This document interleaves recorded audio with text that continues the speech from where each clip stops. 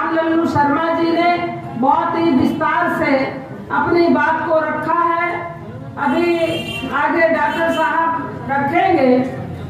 मैं केवल इतना कहना चाहती हूँ कि इतनी पुरानी पार्टी जिन्होंने आज तक और खास तौर से गरीबों के हित के लिए अगर किसी ने काम किया है तो केवल और केवल कांग्रेस पार्टी ने किया है। चाहे वो अनुसूचित जाति के लोग हों, चाहे अनुसूचित जनजाति के लोग हों, और चाहे पिछड़े वर्ग के लिए अभी आदरणीय कमलनाथ जी की सरकार थी मध्य प्रदेश में, उन्होंने पिछड़े वर्ग को 27% आरक्षण देने की बात कही। यहाँ 20 साल से भारतीय जनता पार्टी की मध्य प्रदेश में सरकार है और शिवराज सिंह चौहान जी कहते हैं कि मैं पिछड़े वर्ग से हूँ और किसान भी हूँ। किसान भी अपने आप को कहते हैं, पिछड़ा वर्ग भी अपने आप को कहते हैं, लेकिन 20 वर्षों में भारतीय जनता पार्टी ने पिछड़ों के लिए क्या किया है, ये सवाल आप उनसे पूछिए। किसानों की तो बात ही क्या, अभी कमलनाथ जी की सरकार थी, उन्होंने हर ग्राम पंचायत में जिनसे आप सबसे ज्यादा प्रताड़ित हो यहाँ के किसान बंधु, आवारा पशु, उनकी व्यवस्था के लिए आदरणीय कमलनाथ जी ने हर ग्राम पंचायत में गौशाला बनाने का काम किया था। अभी तक ग्राम पंचायतों में तमाम गौशालाएं बन जाती, पशुओं की व्यवस्था हो जाती।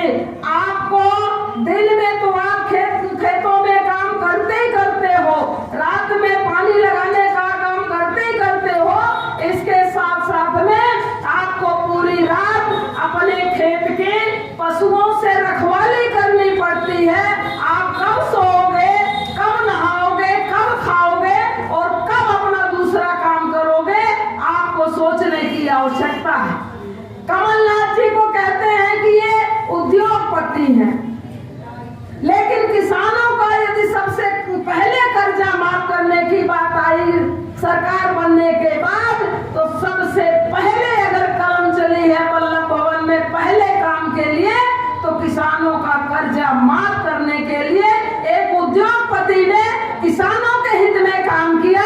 शिवराज सिंह चौहान पिछड़े भी हैं, किसान भी हैं, तो इनकी कलम आपको मालूम है कहाँ चलती है, उद्योगपतियों का कर्जा माफ करने के लिए इनकी कलम चलती है, आपके हित के लिए नहीं चलती।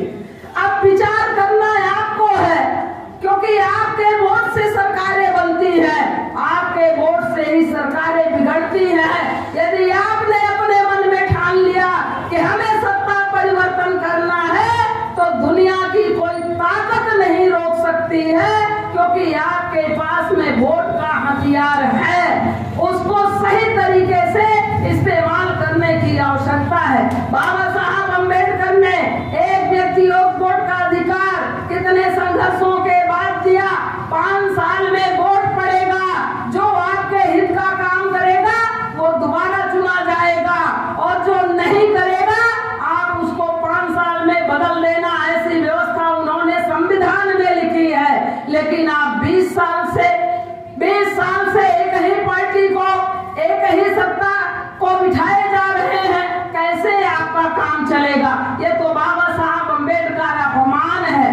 पता है उन्होंने कितने संघर्ष किया, का गौरव का दिवस है, और इस दिन में आप संकल्प लेकर के जाइए, बाबा साहब अम्बेडकर की कसम खाइए, महात्मा गांधी की कसम खाइए, और जिन्होंने आजादी के बाद संघर्ष करके इस देश का संविधान बनाया, इस देश को आजादी दिलाई, उनकी कसम खाइए कि हम आपका मान और सम्मान रखेंगे, और जैसे ही चुनाव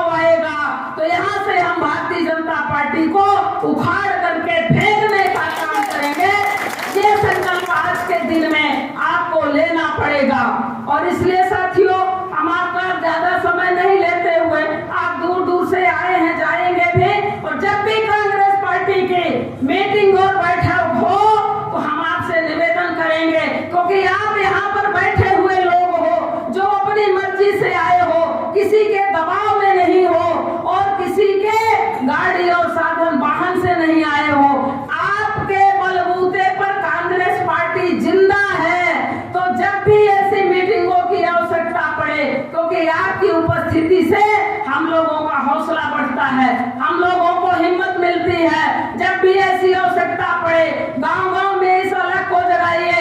अभी ये अभियान चलेगा, इसके पहले अभियान चला है भारत जोड़ो पद यात्रा, जन जागरण पद यात्रा, महात्मा गांधी की 54 कार्यक्रम चले हैं। अब हमारा ये चरण चलेगा राहुल गांधी जी की पद यात्रा के बाद में गांव-गांव में हमें जाने की आवश्यकता है, अपने लोगों को बताने की आवश्यकता है, उनको समझाने की आवश्यकता है। कोई कठिन काम नहीं है, ये काम कोई कठिन नहीं है, इतने लोग कर सकते हो और ये करने की हमें बहुत जरूरत है। और तभी जा करके ये जो भारतीय जनता पार्टी की सरकार है, इनके जो क्रियाकलाप हैं, इनसे हमें निजात मिल सकती है। क्रियाकलाप में भी हमारे साथी बता रहे थे कि गरीबों को राशन देने की व्यवस्था ये तो कांग्रेस पार्टी में भी थी, लेकिन झोले में फोटो ऐसे छप रही है मोदी जी की और विधानसभा अध्यक्ष महोदय की और शिवराज सिंह चौहान के, कि जैसे ये अपने बखरी से निकाल के, कुठिया से निकाल के झोले में भर भर के अपनी कमाई का गरीबों को दे रहे हो, ऐसे ये उसमें फोटो छपा रहे हैं अपने। अभी एक यहाँ से ये भी एक प्लेटफॉर्म था, पर आपको मालूम होना चाहिए कि 27 चैनल किसके हैं? अडानी के, 16 अंबानी के और 15 सुभाष चंद्र के चैनल है। और इन चैनलों पर हम न्यूज देखते हैं और सोचते हैं कि ये सही दिखा रहे हैं, ये अच्छी बात बता रहे हैं। ये खरीदे हुए बिके हुए चैनल है और उन्हीं चैनल में के माध्यम से जनता के बीच में नफरत परोसी जा रही है। तो आज हम विधानसभा में बात नहीं कर पा रहे हैं, लोकसभा में बात नहीं कर पा रहे हैं, राज्यसभा में बात नहीं कर पा रहे हैं। पत्रकारों के बीच में हम अपनी बातें जनता पत्रकारों के माध्यम से जनता तक हम अपनी बात नहीं पहुंचा रहे हैं। तो आज के तारीख में जरूरत है कि राहुल गांधी जैसा आदमी जो सोने के चम्मच लेके पैदा हुए थे, ये विपक्षी लोग कहते हैं, खानदानी रईस है, इसमें कोई दो राय नहीं है। मोतीलाल नेहरू के खून के हैं, उस जमाने में बहुत बड़े आदमी होते थे। अभी भी आनंद भवन है, पूरे इतनी बड़ी कोठी स्वतंत्रता संग्राम आंदोलन के लिए दे दी, उस खानदान के हैं। आज जो एक टी शर्ट पहनकर, एक ट्राउजर पहन के, पैजामा पहनकर देश की जनता को जगाने के लिए निकले हैं। क्यों निकले हैं? इसे निकलना पड़ा उन्हें कि जब सारे चैनल बंद हो गए, सारे प्लेटफॉर्म बंद हो गए, तो फिर जनता की अदालत में उन्होंने अपनी अर्जी लगा दिया है और जनता से सीधे संवाद कर रहे हैं।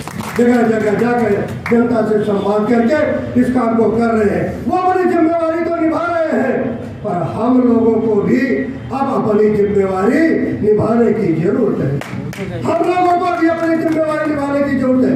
हम एक पोलिंग ले लें, हम 2 पोलिंग ले लें, एक पंचायत ले लें, हम 2 पंचायत ले लें, इतनी जिसकी औकात हो उतनी हमें पोलिंग और पंचायतें लेकर जनता को इस बात को बताएं कि आज इस देश के अंदर आजादी खतरे में है, आज इस देश के अंदर लोकतंत्र खतरे में है और सबसे बड़ा संविधान भी